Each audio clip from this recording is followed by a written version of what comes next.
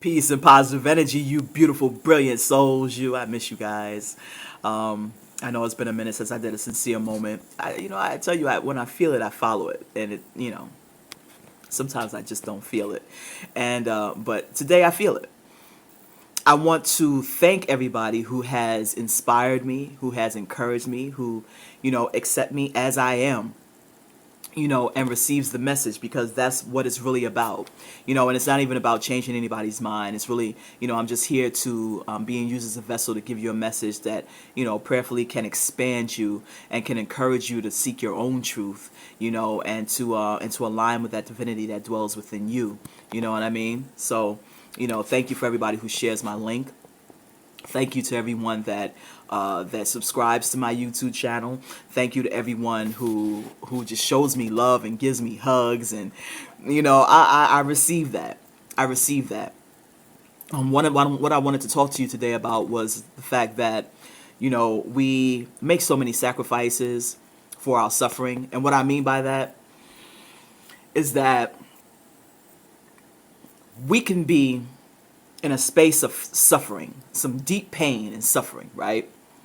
And we will choose to go and do more things and make more choices that makes us suffer more. What are you willing to do for your peace? What kind of sacrifices are you willing to make to find your peace? I mean, we already know how self-destructive we can be. And I believe the only reason that is because we have been taught to focus on our imperfections more than our perfections. You know what I mean? And so I think if we focus more on our perfections than our imperfections, then we wouldn't choose to suffer. See, pain is natural. That's something we're always going to go through because it's a part of our human experience. But suffering is a choice, because you can be in pain and then you can choose to align with things that serve your highest good and come out of that pain. Suffering is a choice. Suffering is when you sit in that pain, you dwell in that pain, you point the fingers, you blame everybody else. There's no accountability, no responsibility on your part, and you just continue to make choices that do not serve your highest good, and you just choose to suffer. It's the difference between pain and suffering. Pain is natural, suffering is a choice. And again, it's because the seed has been planted. We have been so far removed, from our divine selves. We have been taught that being in alignment with our divine selves or calling ourselves divine beings is blasphemous. I mean, I don't see how we can come from something as powerful and brilliant as our creator and not carry its traits. Why would we be given the gift of free will if we didn't have, what we need, if we weren't equipped with what it was that we needed in order to create our human experience? We have been given free will to be co-creators. Man, that's powerful. That's divinity. So for you to align with your divine self is not blasphemous by no means. To me, that is a celebration of God. To be able to align with your divine self, to be aware of your divine self, is to me a celebration of God. It's not blasphemous at all. And the reason why we are so disconnected and why we have forgotten who we are is because those seeds, those seeds of fear have been planted in us so deep that we are afraid to ask the questions that allow us to seek our own truth, to live our own truth, to empower ourselves. You see, we were born into somebody else's ideas. We were born into somebody else's truths. And then we were taught, you better not or you burn in hell. I'm here to inspire you and motivate you and encourage you, and to remind you that it is okay for you to align with your divine self. It is okay for you to focus on your perfections rather than your imperfections. Because see, that is what's going to help you to navigate through this human experience.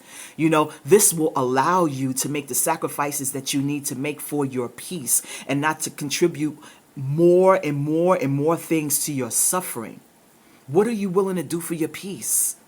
We already know what you're willing to do for your suffering, but what are you willing to sacrifice for your peace? Are you willing to let go of the underpaying job that treats you like shit?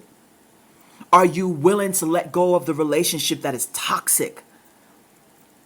Are you Are you willing to let go of the idea that material things is what makes you, that your net worth is your self-worth? Are you willing to let go of the negative thoughts in order for you to find your peace? To become that peace that you are, that you really are, but have been removed from. What are you willing to do for yourself? What are you afraid of? There's nothing to be afraid of. There is nothing to be afraid of. Now, I'm not going to sit up here and tell you that I don't get fearful. What I'm telling you is that feel the fear, but do it anyway. And to let your faith supersede your fear. I get, that human part of me gets in it, that programming sinks into my head sometimes, and I start to have anxiety about the future and not being in the present moment and just having gratitude within the present moment, being that the only thing we can live is now. We can't live yesterday and we can't live tomorrow, but we can live now, and that's where the gift is.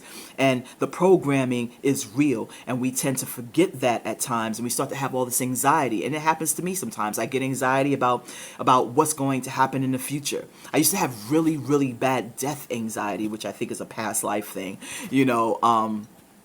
that I was gonna die young. That I was gonna die really, really young. I didn't even think that I was gonna make it to like 25. You know what I mean? And so, like I said, I think that that's a past life thing. I think that I died in another life at a young age because I'm over it now. Thank God for that. Thank God for that. Because fear just does not feel good, but faith is, faith, whew, that's such a great feeling, to have faith, to just be able to let go. You know what I mean? And see, this is where a lot of people get confused. We say, we're just going to let God take care of everything. Well, see, this is the thing. Again, we have been given a gift of free will. Also, we have been equipped with everything that it is that we need, and that's what makes us co-creators, right? So we go out there and we do what we do and so forth and so on. But our Creator steps in when we call on guidance, when we ask for guidance. We don't just sit back and say, let God take care of everything, because then there's no accountability for what it is that we do. Then there would be no reason for us to have free will. You understand what I'm saying? There would be no reason for us to be able to have that power, that divine power, to be able to co-create our experience. I just don't want you to forget, and I don't want you to choose to forget how divine you are. Because I want you to be able to align with your divine self. I want you to be able to be peaceful. I want you to be able to wake up in the morning and be grateful for the breath of life. I want you to be able to be kind to yourself and be able to be kind to others. My desire for you is to remember who you are as a divine being, and to find your own truth, to empower yourself, and to, let go of everybody else's ideas, society's ideas, religion's ideas, all these other things that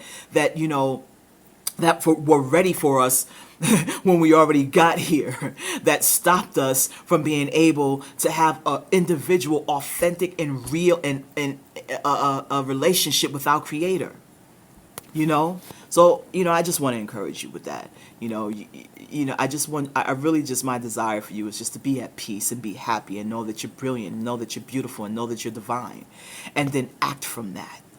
Be from that. So I'll end it there and get off my soapbox. But I love you guys. I love you guys fearlessly. Know that. And I'm receiving your love fearlessly. And, oh, wait, before I go, because I think I was about to say something, then I didn't, about being afraid, right? And that sometimes I'm fearful. And when I feel that fear, I say, fear is the illusion that keeps me from my divine self. Because if I know that I'm divine and that this is my truth, then let me be that. So it's a conversation that I have with myself of knowing the truth. I know beyond the shadow of a doubt that there is nothing to be fearful of. But what I've been programmed to believe sometimes supersedes what I know, which is crazy. About to go on a whole nother tangent, so let me end this sincere moment right now. All right. But I love you guys. I love you guys so much. I love you guys so much. I really do. And I'm sending you cosmic hugs. And I pray that this motivates you and inspires you. And until the next time, namaste.